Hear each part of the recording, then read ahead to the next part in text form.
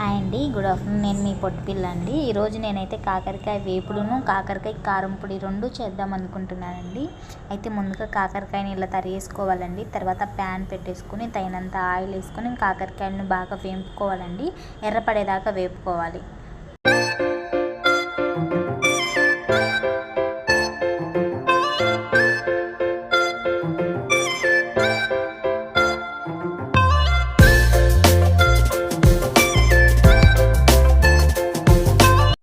కాకరకాయ బాగా వేగాక ప్యాన్ నుంచి సపరేట్ చేసేసుకొని అదే ప్యాన్లో కొన్ని వేరుశనగకాయలు వేసుకొని దూరగా వేపుకోవాలండి. దూరగా వేపుకున్నాక వేరుశనగకాయని ప్యాన్ నుంచి సపరేట్ చేసేసుకొని అదే ప్యాన్లో కొద్దిగా కరివేపాకు వేసుకొని బాగా దూరగా వేపుకొని ప్యాన్ నుంచి కరివేపాకును కూడా సపరేట్ చేసుకోవాలండి.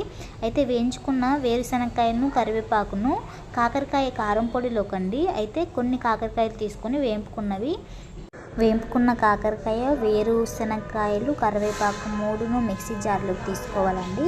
మిక్సీ జార్లోకి తీసుకున్న తర్వాత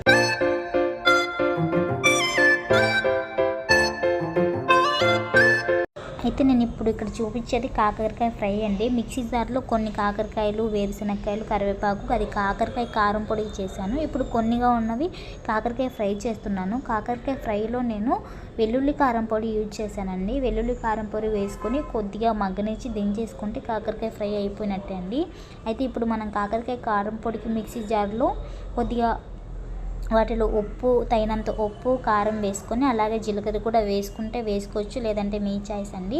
ఉప్పు, కారం వేసుకొని తగినంత పచ్చగా మిక్సీ చేసేసుకొని ఒక ప్లేట్లోకి తీసేసుకొని ముందుగా మనం తీసి పెట్టుకున్న కొద్దిగా కరివేపాకును, వెల్లుల్లి తీసి పెట్టాం కదండి, కాకరకాయ కారం పొడిని మిక్సీ జార్ నుండి సపరేట్ చేసేసుకొని ముందుగా వేపుకున్న కరివేపాకును, వేరుశనగకాయను ఈ కారం పొడిలో బాగా కలుపుకోవాలండి.